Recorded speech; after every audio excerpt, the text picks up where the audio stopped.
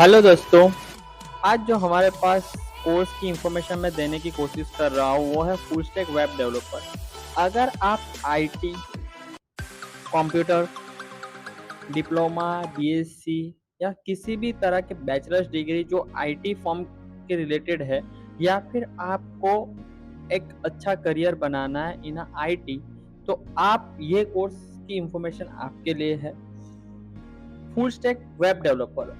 देखिए, full stack web developer का demand जो है पिछले कुछ सालों में बढ़ गया है, क्योंकि फुल स्टैक में front end and back and दोनों चीज़ें आ जाती है। इसकी वजह से इसका डिमांडिंग है वो ज़्यादा हो चुका है। तो आपको मैं ये बताऊंगा कि इस कोर्स को अगर स्टार्ट करना है तो कौन सी चीज़ों से आपको स्टार्ट करना है और ये टाइम ड्यूरेशन कितना रहेगा। देखिए, पहले जो अगर आपको स्टार्ट करना है तो आप बिगिनर लेवल पे स्टार्ट कीजिए, जहाँ पे आपको 3 लैंग्वेजेस सीखनी है जो फ्रंट एंड के लिए ज़्यादा इंपॉर्टेंट है। HTML, CSS and JavaScript. देखिए, HTML क्या है कि एक basic structure of web page है। CSS एक ऐसी चीज़ है जो स्टाइल देती है। एग्जाम्पल की और ले लीजिए कि आप अगर कोई घर बना रहे हैं या कोई भी पेंटिंग बना रहे हैं तो उसका स्केच जो है, यानी जो ब्लैक एंड व्हाइट का है स्केच, आप HTML के थ्रू बना सकते हैं या फिर सिंपल पेंसिल के थ्रू बनाएंगे। लेकिन उसको कलरफुल और एट्रैक्टिव के लिए आप क्या करेंगे, CSS का यूज करेंगे। और जावास्क्रिप्ट एक लॉजिक बेस है। लॉजिक बेस वो चीज़ है जैसे कि पेमेंट गेटवेज हो गए, या फिर आप कोई फंक्शनैबिलिटी या लॉजिकल कोई चीज़ कर रहे हैं तो उसके लिए हम जावास्क्रिप्ट जो फ्रंट एंड के लिए ज़्यादा इंपॉर्टेंस रहेगा, जैसे फॉर्म वैलिडेशन है, ये चीज़ आपको ओवर द टाइम प्रैक्टिस के बाद आ जाएगी। एज अ बिगिनर आपको इन 3 चीज़ों फ्रंट एंड के लिए बहुत ज़रूरी है और इस पे आपको प्रैक्टिस ज़्यादा करनी पड़े और ज़्यादा करनी भी चाहिए, ताकि आपके डाउट्स क्लियर हो सके। और इसका टाइम ड्यूरेशन है वो 2 to 3 मंथ आप पकड़ के चलो कि आपको HTML, CSS और जावास्क्रिप्ट सीखने में, समझने में और एक बेसिक प्रोजेक्ट बनाने में या बेसिक लेआउट बनाने में उतना टाइम तो आपको लगेगा। अब बैकएंड डेवलपमेंट क्या है? बैकएंड डेवलपमेंट के अंदर देखिए, बैकएंड क्या होता है, जो फंक्शनैबिलिटी है, जो हमने थीम या जो लेआउट जो बनाया है उसके अंदर जो फंक्शन हमें देने हैं उसे हम क्या बोलते हैं, बैकएंड। जैसे कि फॉर्म इंटीग्रेशन है। अब फॉर्म इंटीग्रेशन यानी कहीं पे आप डेटा डाल रहे हो, वो सबमिट हो रहा है, या फिर आप कोई कैलकुलेटर फंक्शन बना रहे हैं जिसमें आप कैलकुलेट करके एक वैल्यू आ रही है, तो वो हम बैकएंड का बोल सकते हैं या फिर स्क्रिप्टिंग बोल सकते हैं। इसके लिए देखिए, आपको या सर्वर साइड भी, बहुत टेक्निकल भाषा में बात करूं तो मैं सर्वर साइड लैंग्वेज भी बोलते हैं, जिसमें पाइथन, रूबी, नोड जेएस जैसी लैंग्वेजेस है। और इन लैंग्वेजेस को डेटाबेस के कनेक्शन के लिए एपीआई या नोड जेएस या मोंगो या एसक्यूएल ऐसी चीजें हैं। ठीक है, अगर आप बिगनर हो तो आप एक काम कर सकते हो, नोड जेएस पे प्रेफरेंस रख सकते हो, ताकि आपने जो जावास्क्रिप्ट पे सीखा है वही नोड जेएस के कुछ फंक्शनलिटी आपको यूज रहेगा और समझने में और अंडरस्टैंडिंग में अच्छे से आप यूज कर पाओगे, और उसके फंडामेंटल्स भी आपको आसानी से समझ में आ जाएंगे। ठीक है, अब देखो, लैंग्वेज की बात करें तो पाइथन है, PHP जो है, लेकिन वो बहुत पुरानी ओल्ड लैंग्वेज हो गई है। पाइथन है, और दूसरी चीज़, आप यहाँ पे कोई भी लैंग्वेज ले सकते हो। बहुत सारे लोग जो होते हैं वो जावा फुल स्टैक भी बनते हैं, यानी जावा कोर लैंग्वेज रखते हैं और as a full stack developer वो कोर्स कंप्लीट करते हैं। डेटाबेस की बात करें तो डेटाबेस में 3 तरह के डेटाबेस हैं, MySQL, SQLite एंड MongoDB।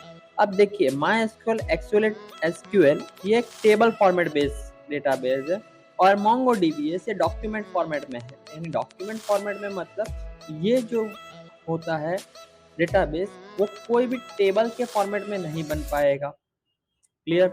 अब देखिए, डेटाबेस मैनेजमेंट सिस्टम। अब डेटाबेस मैनेजमेंट क्या होता है कि जो भी आप बना रहे हो प्रोजेक्ट या फिर एप्लीकेशन या फिर कोई भी बेसिक प्रोजेक्ट बना रहे हो, या फिर किसी क्लाइंट का आप कोई प्रोडक्ट बना रहे हो या कोई सर्विस प्रोवाइडर का लिए आप प्रोडक्ट बना रहे हो, तो उसमें आपका डेटा मैनेजमेंट रहेगा। जैसे कि लीड ले रहा है वो क्लाइंट का डेटा जो है, वो फॉर्म फिलअप करवा रहा है अपने विजिटर वेबसाइट विजिटर से, या फिर उनको लॉगिन पासवर्ड दे रहा है, उनसे कुछ एक्टिविटी करवा रहा है, उनसे कुछ पोस्ट करवा रहा है, या उनसे सिर्फ ब्लॉगिंग करवा रहा है अपनी वेबसाइट पे, या फिर उनके आर्टिकल्स करवा रहा है, तो उस तरह का हमें अगर करना है तो उसके लिए हमें क्या चाहिए कि एक डेटाबेस चाहिए। डेटाबेस में क्या होता है, माई एसक्यूएल है, फिर मोंगो डीबी है, गूगल फायरबेस, ऐसे बहुत सारे लैंग्वेज है, और उस लैंग्वेज के अंदर जब डेटाबेस है तो उसमें क्वेरीज आती है, ना कि प्रोग्रामिंग। प्रोग्रामिंग डिफरेंट है, क्वेरीज डिफरेंट है। क्वेरीज में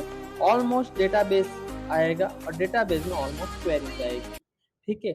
और अगर आप as a full stack developer बन रहे हैं तो आपको दो ही चीजों पे ध्यान देना है डेटाबेस में, एक मोंगो डीबी और माई एसक्यूएल या एसक्यूएल लाइट।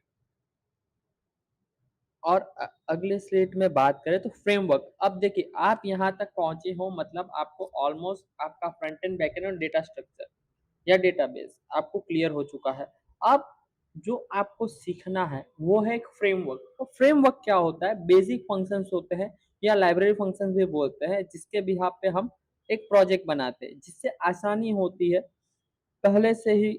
अगर आप आईटी फील्ड से रिलेटेड हो या फिर आपने कहीं बैचलर्स या डिप्लोमा किया हुआ आईटी में, तो आपको आइडिया होगा कि फ्रेमवर्क होता क्या है।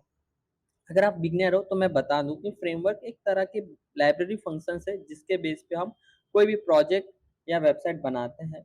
दो फ्रेमवर्क यहाँ पे मैं आपको रिकमेंडेड करूंगा सीखने के लिए, एंगुलर जेएस और रिएक्ट जेएस। अब देखिए ये दोनों फ्रेमवर्क आपको यूजफुल रहेंगे, ये एमवीसी मॉडल पे भी काम करने के लिए आपको यूजफुल रहेंगे। तो मैं ये, अगर आप फुल स्टैक डेवलपर बनना चाहते हैं तो आप अपना course duration around around 9 month पकड़ के चलिए, अगर आप कंप्लीटली सीखना चाहते हैं तो। अगर आप ये मुझसे सीखना चाहते हैं या फिर मेरे इंस्टीट्यूट में सीखना चाहते हैं तो मेरे कॉन्टैक्ट डिटेल्स दिए गए हैं, जो हम नेक्स्ट स्लाइड में देखेंगे।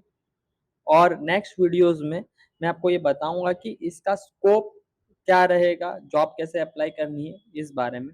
आपने ये वीडियो देखा है और पूरा देखा है, इसके लिए मैं आपको थैंक यू बोलना चाहूँगा।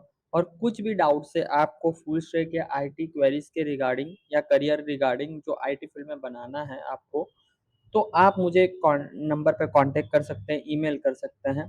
तो अगर ऐसे ही कंटेंट के लिए आप मेरी चैनल को सब्सक्राइब कीजिए, और जितना हो सके आप अपनी फ्रेंड सर्कल में जो आईटी में अपना करियर बनाना चाहते हैं उनको ये वीडियो शेयर कीजिए। Thank you for watching.